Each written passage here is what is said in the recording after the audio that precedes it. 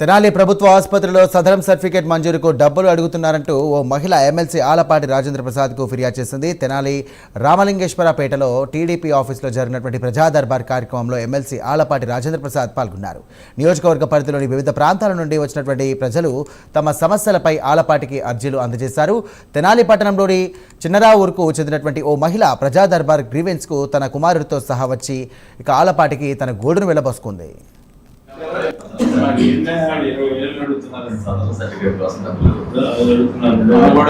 మనాడు వాడి 20,000 చేయించుకొచ్చాను. 20,000 చేయించుకొచ్చాను.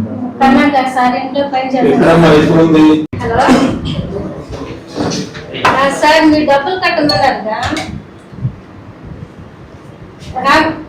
రామకొత్తి ప్రసాద్ పెన్షన్ కోసం పెట్టాము కదా సార్. రామగోత్రి ప్రశాంత్ పింఛన్ కోసం పెట్టాం కాగితాలు. మీరు డబ్బులు కట్టమన్నారు కదా సార్. మీరు నెంబర్ పంపిస్తారు, కట్టిస్తాను సార్. నెంబర్ పంపిస్తారా? నెంబర్ చెప్పలేదు సార్. మీరు అప్పుడు 10 గంటలు చేయండి, డబ్బులు లేవు అని చెప్పాను కదా సార్. ఇక తన కుమారుడికి మాటలు రావని పెన్షన్ కోసం సదరన్ సర్టిఫికేట్కు దరఖాస్తు చేసుకున్నామని స్లాట్ బుకింగ్ తేదీ ప్రకారం తెనాలి ప్రభుత్వ హాస్పిటల్కు వెళ్తే కనుక అక్కడ 25,000 రూపాయలు డబ్బులు అడిగారంటూ కూడా తన పరిస్థితి చెప్పి వేడుకుంటే 20,000 చెల్లిస్తే కనుక సర్టిఫికేట్ మంజూరు చేస్తామని ఓ వ్యక్తి డిమాండ్ చేస్తున్నట్టుగా ఆమె వాపోయింది. దీనిపై స్పందించిన ఎమ్మెల్సీ ఆలపాటి రాజేంద్ర ప్రసాద్ వెంటనే ఆ మహిళతోనే సదరు వ్యక్తికి అక్కడికక్కడే ఫోన్ చేయించి మాట్లాడించారు. ఇక ఫోన్ నెంబర్ ఇస్తే నగదు పంపిస్తానని సదరు మహిళ చెప్పగా అవతల వ్యక్తి కొద్దిసేపు సమయం ఇస్తే తన సార్ని అడిగి చెప్తానంటూ సమాధానం ఇచ్చాడు. దీనిపై ఆలపాటి సీరియస్గా స్పందించారు. ఆ వ్యక్తి ఎవరు, ఎందుకు డబ్బులు డిమాండ్ చేస్తున్నాడో ఆరా తీయాలని సందర్భంగా అధికారులను ఆదేశించారు. మాటలు రావు సార్. మాటలు రాకపోతే ఇక్కడ కొంచెం అప్పుడు చిన్న హాస్పిటల్ చూపెడితే రాలేదు మాటలు. అవి హాస్పిటల్ చూసి నా కాగితం తీసుకురామన్నారు.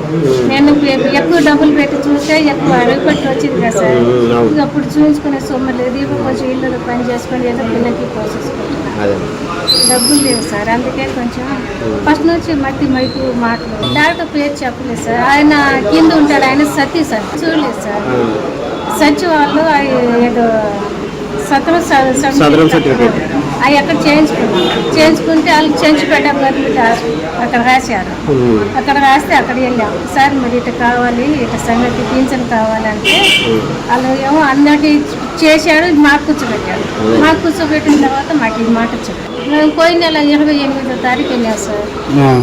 ఇలా డబ్బులు అడుగుతున్నారు సార్. అంటే ఇటు సంగతి సార్ అన్నారైతే ఒకసారి మీకు ఫోన్ చేయాలి అని చెప్తా, దాన్ని చూసి మాట్లాడాలి. నేను చేశాను.